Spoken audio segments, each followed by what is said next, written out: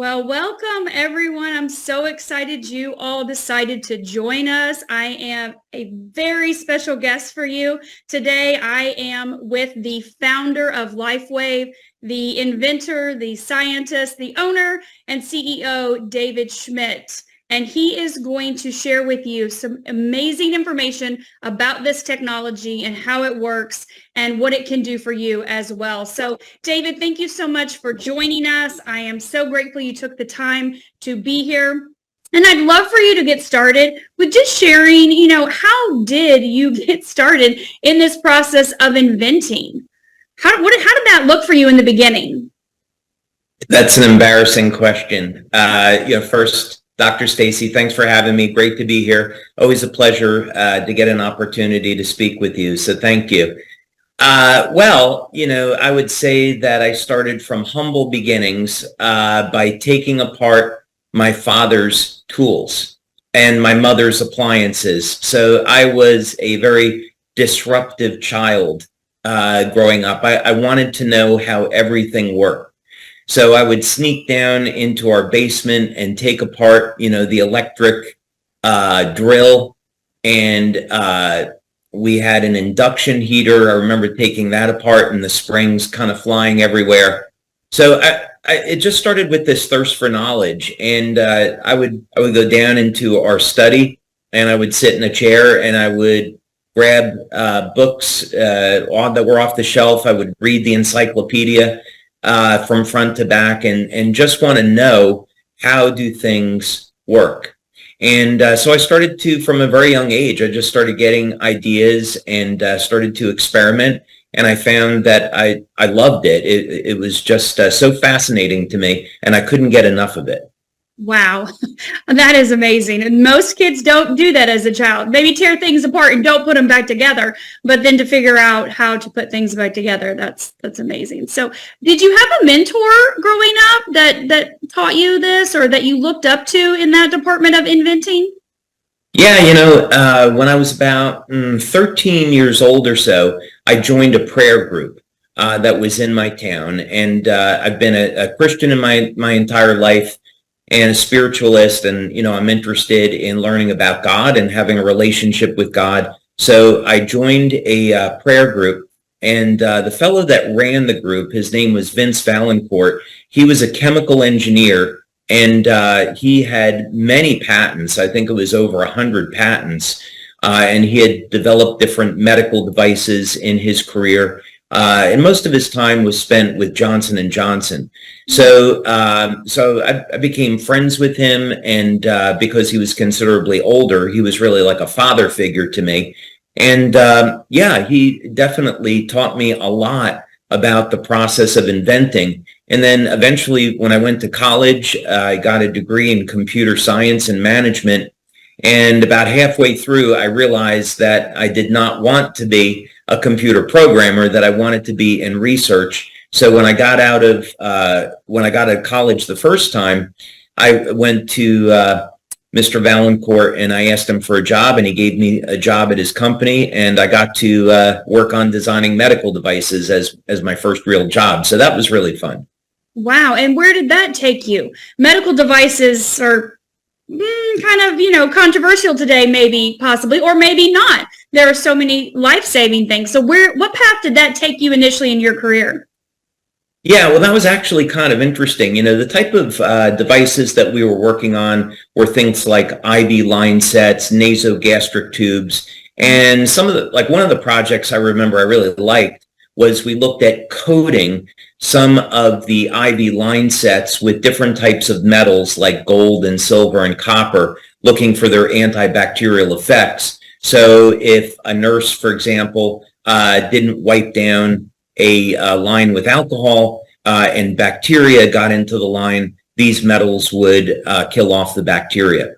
So that was, more or less cutting edge back in the 80s when I was involved with it. And then, after doing that for a year, I went back to college to get a degree in biology, and I convinced the chairman of the biology department, William Ventura, to give me a research lab so I could do research in neuroblastomas. So I got a grant and got a donation from the Children's Hospital of Philadelphia and started working with mice on looking at subcutaneously injecting TBJ and C1300 neuroblastomas to look at the differences in immunogenic versus non-immunogenic effects. And that actually led to looking at how to use voltage to manipulate the membrane potential to selectively kill off cancer cells. So it got me thinking about energy medicine, and ultimately that helped me later with LifeWave. And that was going to be my next question. So how did you come up with the idea to invent your first patch, which was Energy Enhancer with LifeWave? How did that happen? What was that process? Yeah, so there were a lot of years that went into this. Fortunately, when I was about 11 or 12 years old, I had horrific allergies. And I went on medications for maybe about 6 months, a year, and I was, drowsy all the time, and I felt terrible. And I thought there has to be something else that can get rid of these allergies. So I just started reading everything I could about nutrition. My mother was a gourmet Italian cook and was always putting herbs in things. And, she used to tell me about some Italian remedies. So I thought, there has to be some type of herb or something. And eventually I did find natural remedies that work for myself. And I've been free of allergies for, 40 years now. But this accumulation of knowledge into natural therapies took me into some very interesting places. So when I was in my 20s, I was building Rife devices, I was building plasma tubes, and looking at different energy medicine techniques. So when the time came in the 90s, I was working with a small group, and we were developing new types of survival equipment and power generation systems for the Navy. And I happened to develop a new type of oxygen generation system that they considered impossible. It shouldn't have done what it did. And so I got approached by one of the nuclear engineers at General Dynamics Electric Boat, and he invited me into this mini-sub program for Navy SEALs. And he said, just take a look at this and, see if you can make a contribution. And the thing that really struck me was that this crew was going to go on missions that were 30, 60 hours long, and they were relying on caffeine and amphetamines to stay awake. And, given my interest in natural health, I thought, this could be an area where we could find a solution that was natural and would do a more effective job. So it took several years, but I came up with the concept of the energy patches. Okay. Wow. So from a young age, because of what you went through, that brought you along the path to where this seemed like a perfect next fit. Yes, it was definitely a progression. I can't say it was something that really happened overnight. Even the realization of the patches occurred because of an engine that we were developing. We were developing a new type of turbine that had a vortex flow. And I was driving home one day from work, and I was driving around Lake Lanier in Georgia. And I remember that the idea, downloaded into my head that there must be a vortex flow in the cells, and we could use that as a communications channel. So that was really the genesis of LifeWave. Wow. So I would love for you to explain how this technology works. And knowing that we have people that are going to be listening to this that have never heard of LifeWave before, this is going to be their first exposure hearing. And then, of course, we have, everyone in between, all the way to we have doctors and practitioners that actually utilize light therapies in their practice or are very familiar with photobiomodulation. So how could you explain this technology to that wide range of people and yet be able to help them all understand what it is and how it works? Sure. So the patches are a new form of low-level light therapy. They do, in fact, induce photobiomodulation, but they do it a little bit differently than an active device. So the patches, of course, contain organic materials. They're stereoisomers of amino acids and sugars and other materials and water-based solutions, and they're processed in a way so that when they're applied to the body, they're activated by the infrared body heat, and they'll start to reflect very specific wavelengths of light. So for those practitioners that already use light therapy, this would be a blend of different wavelengths of light, and the light is modulated to contain information. So this is very much like in laser communications. We might use a CO2 laser as an example, back in the day. And then like you would have with radio, you could frequency modulate the radio wave so it contain information. So you get site-to-site communication. So with the patches, it's very similar. We use a blend of different wavelengths of light, and those wavelengths are modulated to contain information. So when they stimulate the skin, they'll turn on a specific process. So with X39, it's going to upregulate mitochondrial function to improve energy output and turn on receptors associated with GHK-Cu. So we get an increase in copper peptide. And of course, that's measurable in the blood. Right. And speaking of measurable, you have clinical studies. You've done many clinical studies over the years, over the last 20 plus years, correct? Many, over 80 at this point. So I love the research process, and current FDA standards are that you need one double-blind placebo-controlled study that you can make claims about your product and to support those claims. But the reason why we have so many is that when we do research, we learn more about what these products are doing, what effects they're having, and that allows us to not only expand our claims, but also develop other products as well. So we'll do traditional blood, urine, saliva testing. We do a lot of different types of bioelectrical tests. We'll do medical infrared imaging, and all of these different types of analytical equipment give us a different view as to what's happening inside the body when you apply the patches.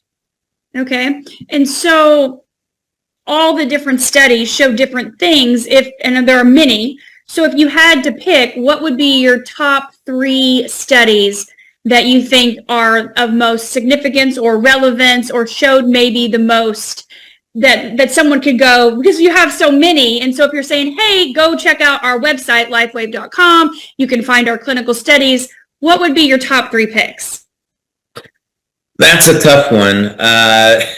That's a tough one. I would have to say, on a personal level, my favorite studies are always the first ones that we do with a new product where we can say, okay, eureka, the product does what it was designed to do. That is an incredible moment when you get your data back and it says, okay, this really does work. It's also a relief, because if you spend a few years, designing something and it doesn't work, it's a real bummer to see a study not turn out. So fortunately, we haven't really had any of those things. But yeah, I would say on X39, because it's our biggest product, it's about 50% of our sales. The blood studies that we've done, which are on our website, those were incredibly rewarding. We spent 10 years and over $4 million doing stem cell research. We accumulated over 70 patents in the process. And so when we got the results back on X39 on the blood study, we're validated that we were seeing statistically significant increases in GHK. That was really incredible. I'd say another one that was incredibly rewarding was one that we did with Dr. Pierre Volkmann at General de Santé Hospital in Lyon, France. So I gave a presentation in front of a panel of medical doctors, and the French tend to be a little skeptical. I don't know if it's just their doctors, but that's what I've noticed. So when we gave our presentation, they said, well, that's interesting, but it doesn't really work. So I said, well, could I apply the patches to people in your hospital? And they started to bring me patients. And in about an hour period of time, they brought me 32 people. And I got 32 out of 32 people out of pain. They then said, okay, this obviously is not a placebo. There must be something to this. So we went ahead and we did a clinical study with 75 people. I think we had either 93 or 96% of the people got pain relief in that study. So that was incredibly rewarding because Dr. Volkman is considered to be like the #1 expert on pain management in France. So to get the opportunity to do that study with him was pretty incredible. And that's correct? That was LifeWave? Yeah, that was LifeWave. Okay, LifeWave. Okay, perfect. Yeah. And then there is a study I can't tell you too much about because we just did it recently. It was a 20-person pilot study. Mm-hmm. And I may talk about this at convention in October. I'm not really sure yet. But this is a new technology that I've developed. It's not the patches. It's something that's designed to complement stem cell activity in the body. So it's like a perfect complement to X39.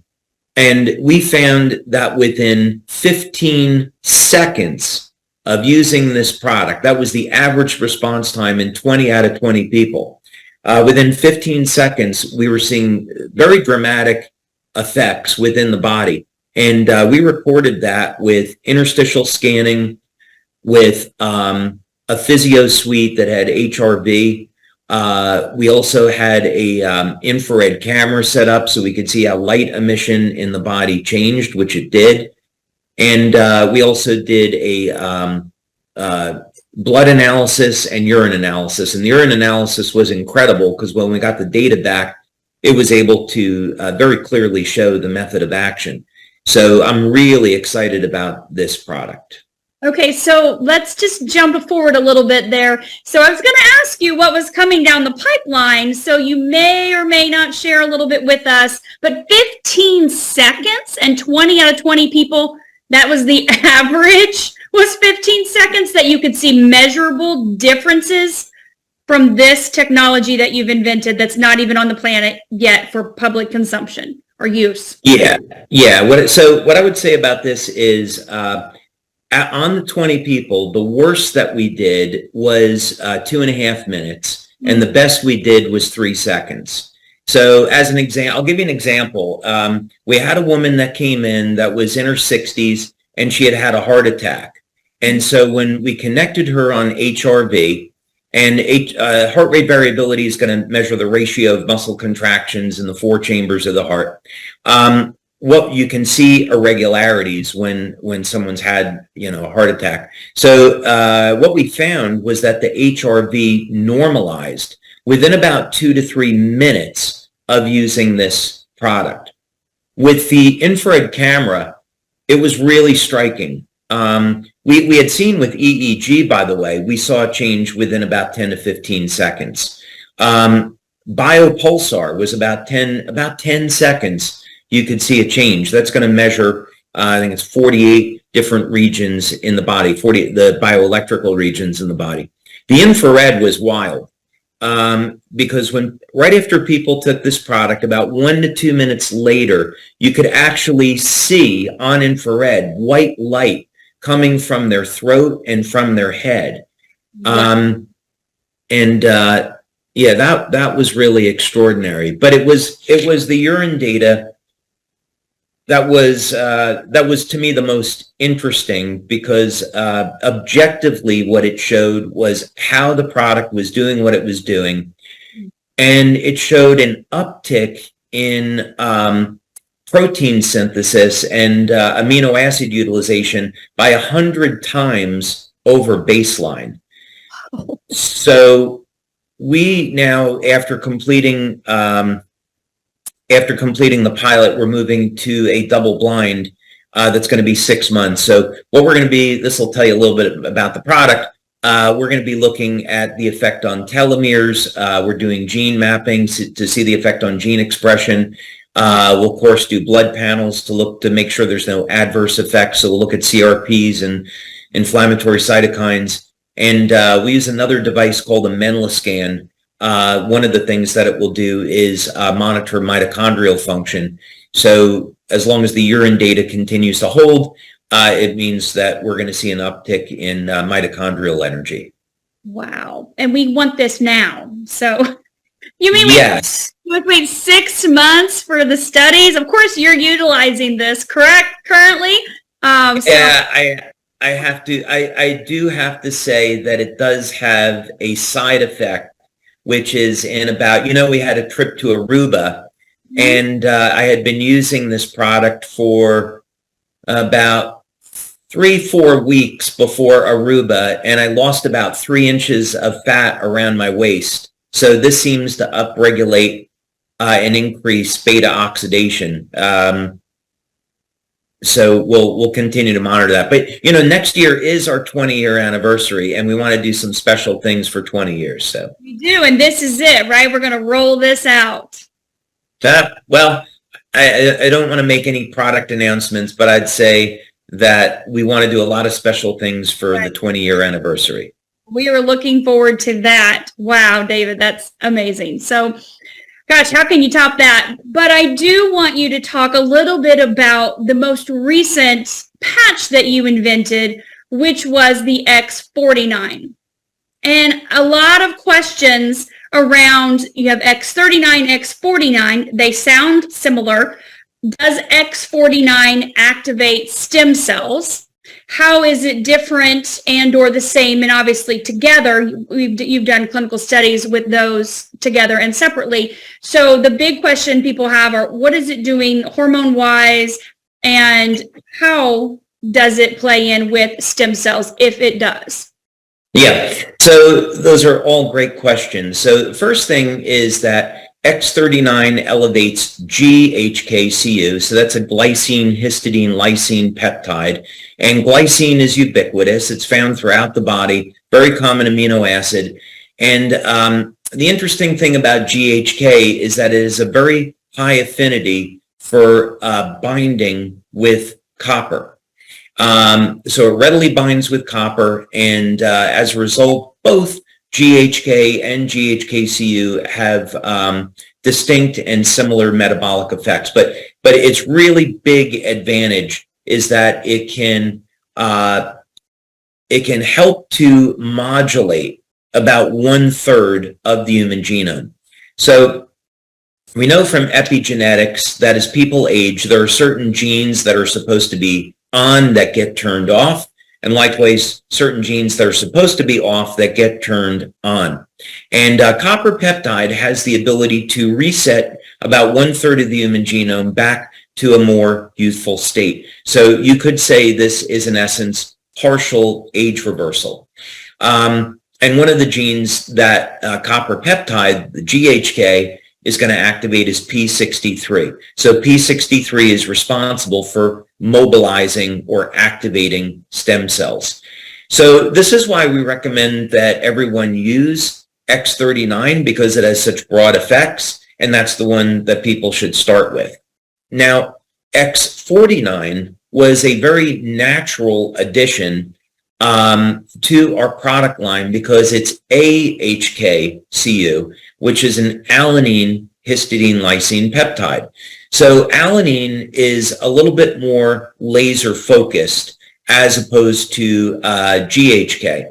So alanine and AHK is going to be found in the brain, in the heart, in the muscle, in the bone, and in the skin. And there is, from my perspective, not enough research in the peptides like carnosine and AHK. And I think ultimately we'll find peptides that that have alanine that can be used therapeutically to treat a number of different health disorders. I'm not making any claims about our products. That's why I worded it the way that I did. So in any case, what's interesting is that in the research that Dr. Lauren Picard did on GHK and AHK, he found that GHK could be used topically to help stimulate hair growth, and that people that were getting injections of GHK could see some hair growth as well. When he started experimenting with AHK, he found it was about 10 times more effective at hair growth than GHK. And it was as effective in his studies as minoxidil. So actually, Lauren Picard, he will sell a topical solution of AHK and minoxidil specifically for hair growth. Hair growth, though, is a medical claim, and that's not something we've done a study on, so we don't know if our product does that. But what we have looked at is what would be the role of AHK in both bone and muscle. So could we induce osteogenesis, turn on the stem cells in the bone and induce osteogenesis? So we did a pilot study, and we took women over the age of 50, and we did in fact find that we could stop bone loss and increase bone density with X49. So that was a significant difference from X39. We also did a study using X49 on its own, and then X49 and X39 together. And we found that X49 does, in fact, improve strength, stamina, and muscle mass, and decrease body fat. So we believe that this is through activation of satellite stem cells in the muscle. But the hypothesis that X49, because of its alanine content, improves athletic performance is true. So that's what we found the uses for the product to be. And then what about the component of the Faraday cage? Do we have on that, or is that another hypothesis based on what you found? What would you say to that? Yeah, so we did a pilot study on this. So I had this hypothesis that that essentially when God created us, he created us with the ability to upgrade. Mm-hmm. So that there were going to be things in the future that we were going to encounter as human beings, such as the heavy toxic burden that we find today, and that we would have the ability to adapt and survive. So one of these things, of course, is the advent of 4G, 5G, Bluetooth, Wi-Fi, and so we're being bombarded now by all this synthetic man-made radiation, and we know, going back to 3G, Colorado School of Medicine did some great work with infrared, showing that cell phones do in fact increase the temperature of the brain and cause brain heating, right? And actually damage cells. So we know this is true. So what can we do about this? Well, copper is used to create Faraday cages, which block electromagnetic radiation. And we find already copper in the skin. As a matter of fact, on a doctor's call last night, what we were talking about was in my first patent, I was discussing how the copper in the skin and the iron in the blood actually form a Thomson-Zebek effect. And so human beings create a thermomagnetic field from heating the blood and cooling the skin. We get a temperature difference and we get a material difference.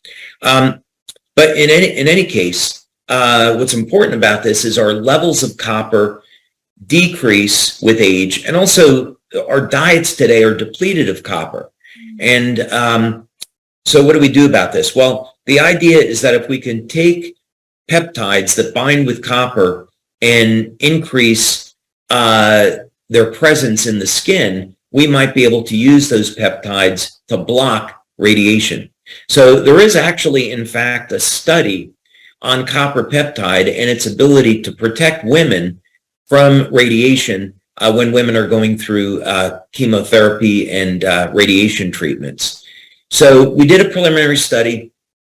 We worked with a biochemist, and we took people that were electromagnetically sensitive, meaning that you give them a cell phone and they're going to experience intense pain and headaches. And we found that after 3 days of using X39 and X49, their levels of electromagnetic sensitivity dropped dramatically.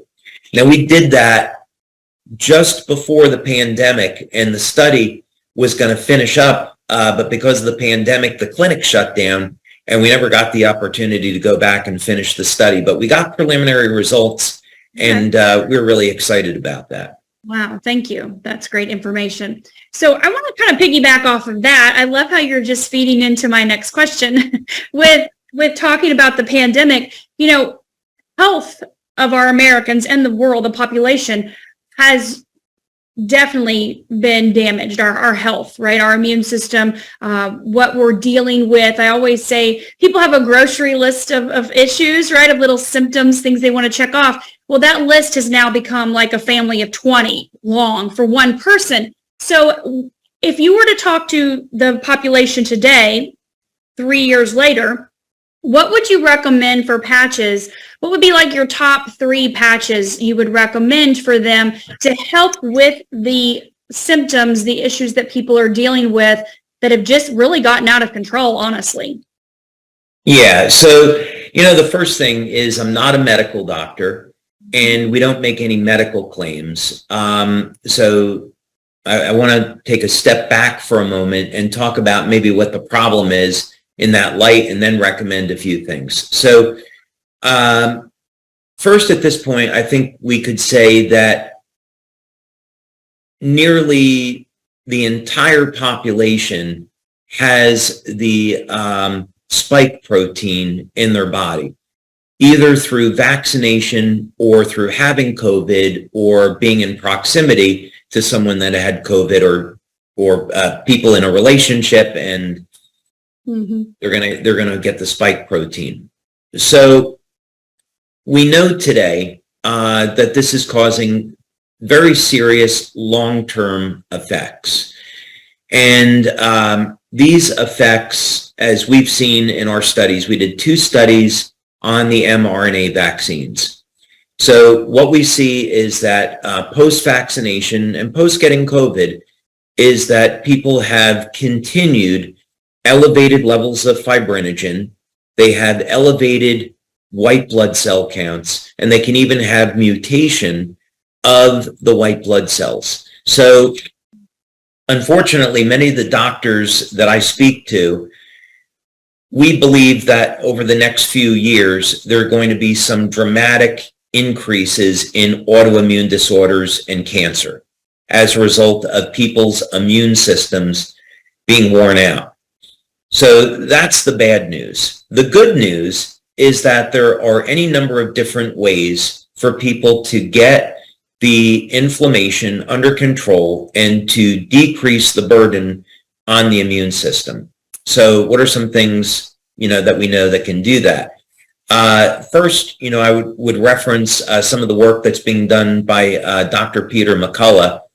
And he had recently referenced a study in Japan where nattokinase was used to dissolve the spike protein. I had last July 4th weekend, I got COVID. And fortunately, it didn't hit me too bad. But coming out of that, I had some residual inflammation. I took the nattokinase, and it went away. So I personally saw an improvement in my health from using nattokinase. I would also recommend that everyone should be on some type of glutathione precursor, and there's any number of different ones to choose from. NAC is certainly readily available, and that, of course, is going to help to support glutathione levels, which are going to help keep inflammation under control. Depending on a person's age and health, they may want to look at other things like curcumin or DMSO or any number of different antioxidants to support their antioxidant system. From our perspective, the only thing we can talk about is maintaining health. And to me, the top 3 patches for helping to manage inflammation would be X39, Eon, and glutathione. So, for example, someone could use X39 and glutathione during the day, and then the Eon patch at night. And that would be a really nice combination to help support the immune system and manage inflammation. Perfect. That's a great combination. I love those 3 for everything. So, Yep. David, are you able to share if someone, had a question on what would be a great recommendation for brain support, for heart, brain and heart? Are you able to share some patches that could help support the neurological system and the cardiovascular system? Yeah, well, given that our convention is going to be heart to heart, I'm actually going to be spending quite a bit of time, talking about that. And there is certainly a lot to talk about when it comes to cardiovascular health. First of all, I would recommend that everyone be going to their doctor at least once a year to get blood tests to, see where they are, maybe do an ultrasound on the carotid artery to look at whether or not they have arterial plaque, get some good diagnostics and find out what's going on. I'll get to the patches in a moment, but first thing is that most medical doctors are not trained in nutrition, and they're trained to prescribe drugs or recommend surgeries, and so they're not often aware that there are a number of natural remedies that are very, very effective for reversing things like arterial plaque. So, for example, pomegranate. There was a study that was done on pomegranate juice and SOD. As a matter of fact, the company Life Extension sells a product called endothelial defense, and they used to have a clinical study on their website, which I suppose the FDA caused them to take down. But what was shown in that study when it was available is that after about 9 months of taking a pomegranate extract, you could remove all of the arterial plaque in the body, and people that were candidates for bypass surgery no longer required it. So there's a number of nutrients like that, like pomegranate extract, like buckwheat seed extract, that can help reduce arterial plaque and improve the endothelial lining. So at convention, I'm going to do, kind of like a comprehensive view of that. Also, as people age, I would really recommend that they go on a product to help support nitric oxide levels so they get good blood flow, they can keep their blood pressure in check. And there's any number of natural nutrients that will do that. Red Korean ginseng is really excellent at doing that. Beets, of course, are really a great natural source of naturally occurring nitrites for elevating nitric oxide, and of course citrulline, because it converts to arginine in the blood, is yet another way of doing it. And not only is it great for your heart, but of course for men and women, it's going to help support overall sexual health. Mm-hmm. But on the patches, we've done a number of studies. So with the energy patches, we did heart rate variability tests at University of Texas, El Paso, and that was on the energy patches applied to the wrists at the pericardium point. And we got statistical significance at the energy patches improving HRV. So energy patches on the heart meridian or the pericardium meridian is going to be very good for that. We've also done studies with the carnosine patch. So not surprisingly, carnosine is an antioxidant. It's found in the muscle and in the heart, and it can help to support improve athletic performance, and also support overall heart function. The we did a study on X39. And actually, that was one of the early studies that we did. And that was shown to improve the health of the heart and even actually reverse the age of the heart. So yeah, I would say for people that are have high blood pressure, they're concerned about some other issues with the health of their heart, there are many natural alternatives. I wouldn't resort to drugs or surgery until someone saw their doctor and tried a complete system of natural remedies first, because there are many. I agree. Totally. Thank you.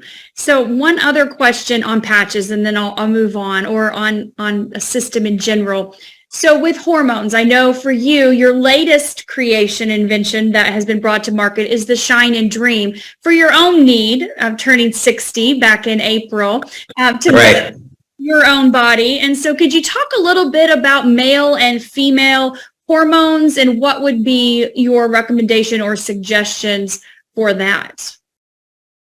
Yeah, I think obviously men and women, they both have their own individual needs. And of course, as men and women age, I think doctors, they have a tendency to get people on hormone therapy, which for some people is necessary, right? Not everyone is going to respond to different types of natural remedies. But again, I'd say it's really worth getting a good doctor, developing an individual program, and seeing whether or not a natural approach would work first. So, obviously, as a man, I have a perspective of many things that I've done that have worked out, really, really well for me. But the basis of developing Shine and Dream was the phenomena of olfaction. So, the FDA today, they consider anything that you inhale to be a drug. So even if you inhale an herb, it's considered to be a drug. So the only thing we can say really about these products is that you just have to enjoy the aroma or the scent, right? That would really be about it.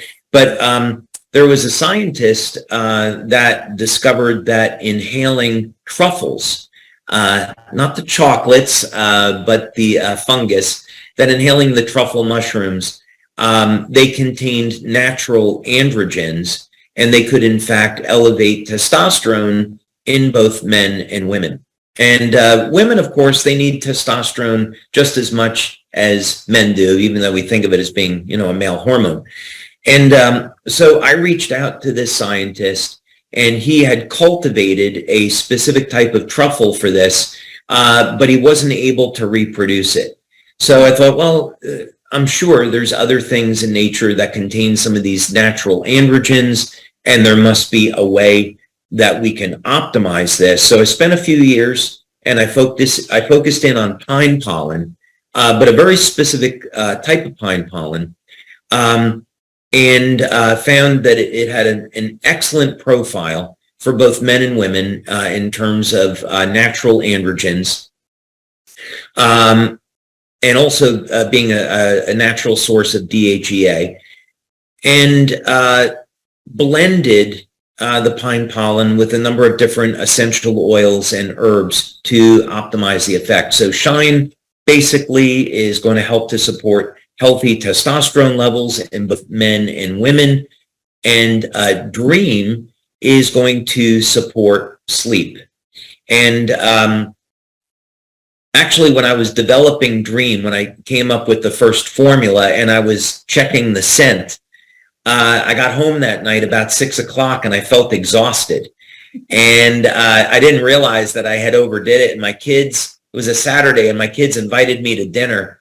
And I fell asleep, and I woke up like 6 hours later at midnight. I was like, oh my God, I feel like I've been drugged.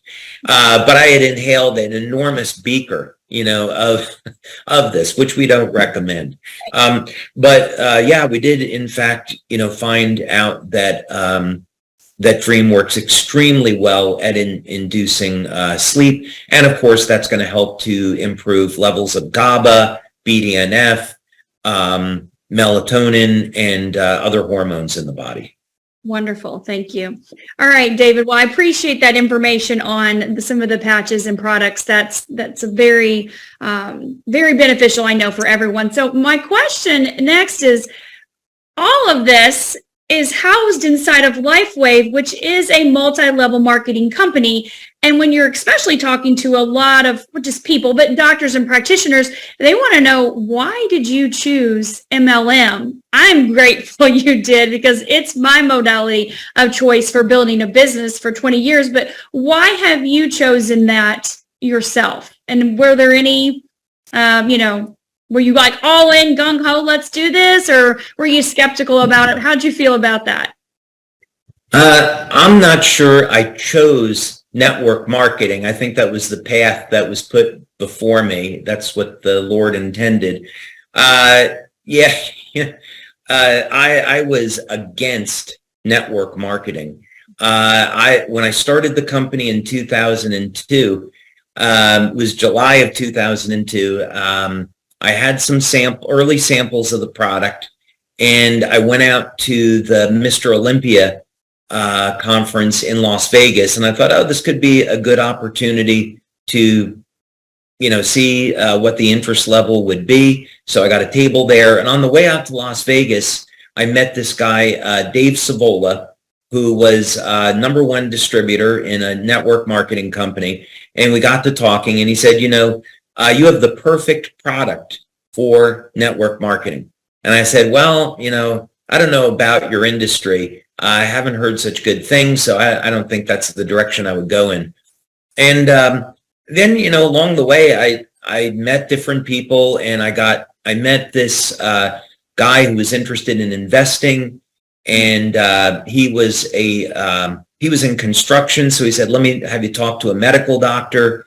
Then that medical doctor said, oh, let me refer this out to a friend of mine in California. And then that medical doctor referred me to Coach Richard Quick at Stanford.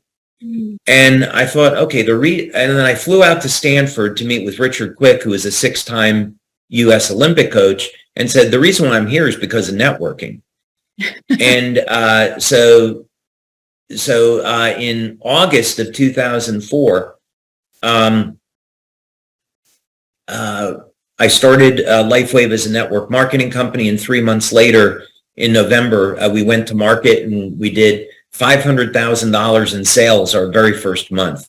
Wow. So it was pretty clear that this was the right way to go. Wow, that's great. And we're so grateful you listened to God and listened to those signs and followed that path. Of course, here we are almost 20 years later. So along that journey, what would you say would be your biggest influence or mentor, or in the world of personal development and growing a business? There's a lot to growing a business, and obviously we have a team of people in our organization that are growing businesses. Do you have any suggestions or recommendations? Who were your mentors along the way in building a business, or any books or anything like that you would like to share with us, with the field, to be able to help in that journey of building their LifeWave business? Yeah, so I would say, some of the most important things is first to have a daily life of prayer and to give thanks. It's so important.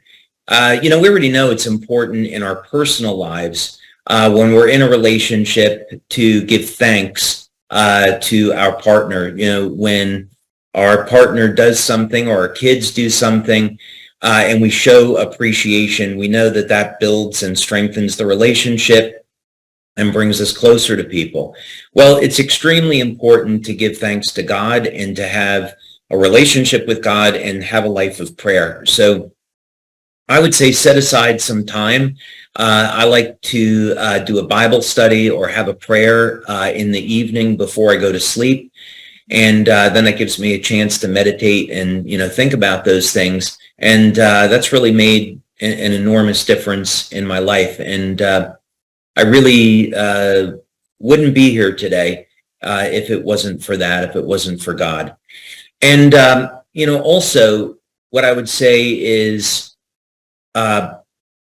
you shouldn't be a business owner or an entrepreneur unless you're willing to take risks and feel some of the pain of being an entrepreneur. And I would recommend embracing that. So there's going to be plenty of times as an entrepreneur and business owner when you're going to go through the fire. You're going to have all kinds of challenges. There was a period of time in 2006 where LifeWave almost went out of business. We were the victims of a credit card fraud. And we had a distributor that purchased fraudulent credit cards, started placing orders, and it caused an enormous damage to the business. And it took us 16 months to recover. So during that time, I didn't take a salary, and I lived off of savings. I got I think it was $30,000, $50,000 in debt. And, but I believed in the business, and I wanted it to be my future. And then in 2008, we made a complete turnaround, and our sales doubled year over year for 3 years in a row. So, those things are opportunities to strengthen your relationship with God. Be patient and persistent. Just keep working and see yourself out the other side. And when you have those experiences, then when other challenges come up in life, you can say, okay, I got through that really terrible thing. I can handle this new thing. Mm-hmm. Absolutely. A grateful heart is a magnet for more things to be grateful for, right? Always. Absolutely. And prayer, definitely. I end my night that exact same way every single night. I think it's so important to give thanks and take some time to count your blessings, for sure.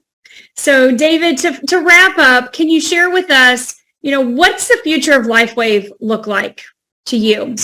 You know what's coming, or most of what's coming, or a lot of what's in the pipeline. What's the future of LifeWave look like?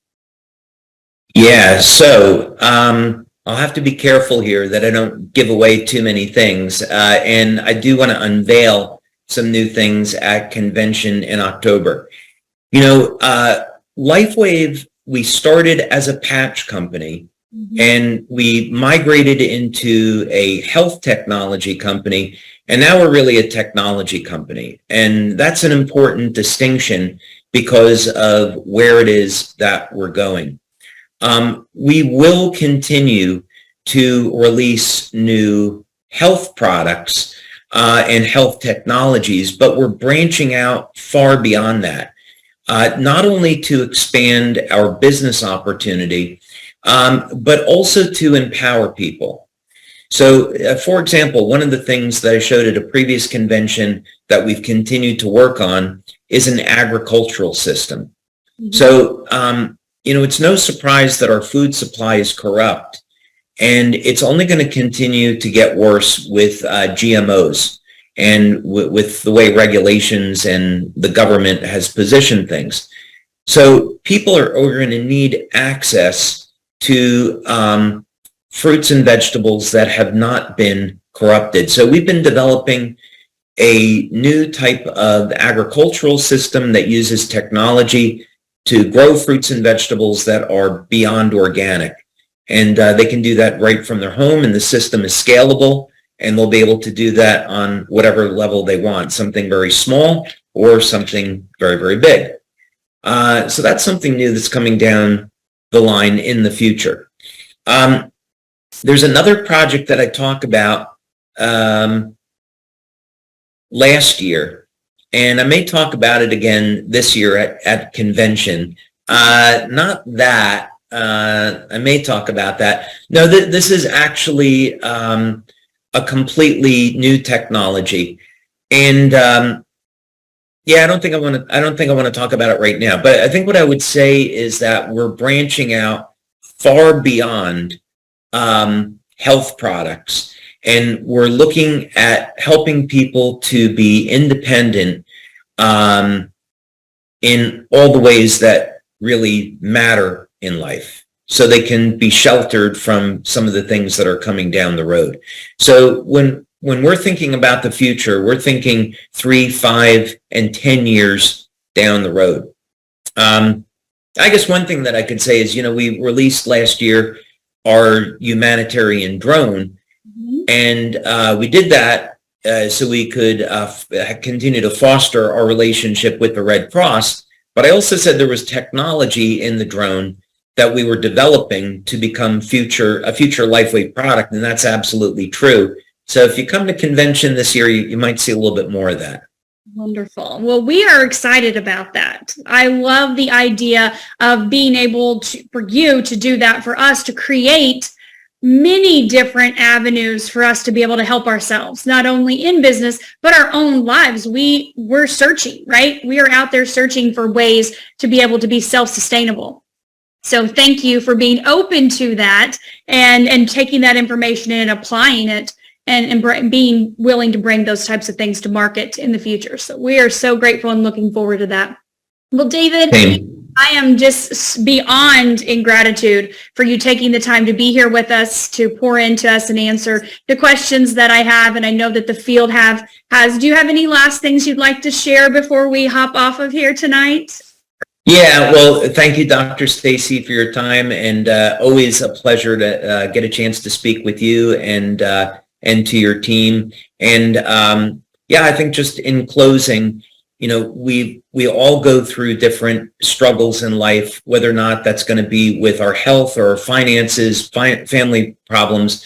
What I would say is adopt a life of prayer. Turn to God no matter how desperate things will be. And there's always hope. There's always solutions. And we have an amazing community of people that just simply want to help and improve people's lives. So I'm very grateful to have this opportunity to be a part of our community.